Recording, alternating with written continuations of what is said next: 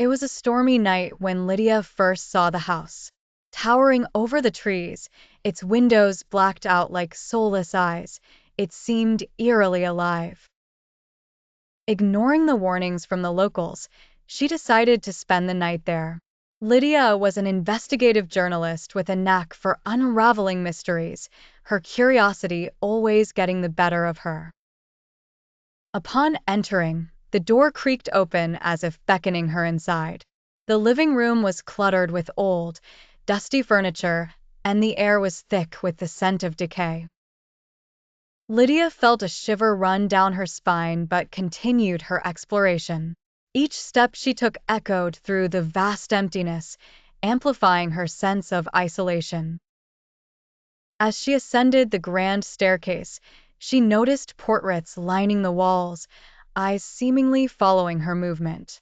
She felt an inexplicable weight on her chest, as if unseen hands were pressing down on her.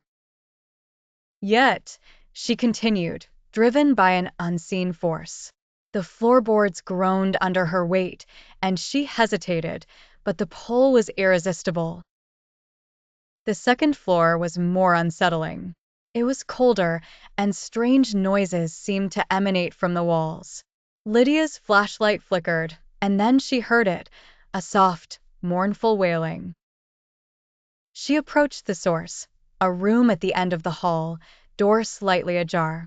Inside, the temperature dropped drastically. The room was empty except for an old rocking chair, swaying back and forth. Lydia's breath caught in her throat as she saw a shadowy figure seated in it.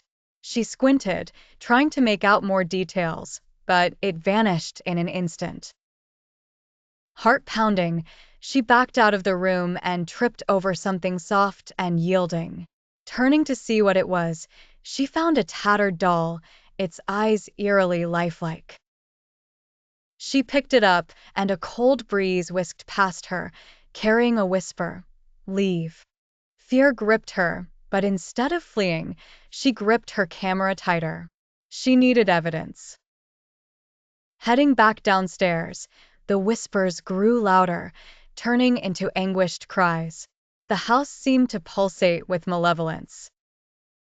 Lydia stumbled into the kitchen, where she found old, blood-stained knives and a diary. Flipping through its pages, she read about a tragedy, a family torn apart by madness and death. Suddenly, the door slammed shut, and the lights went out. Lydia's heart raced as she felt unseen presences closing in on her. In the suffocating darkness, she screamed. The last thing she saw was the doll's lifelike eyes glowing hauntingly in the pitch black.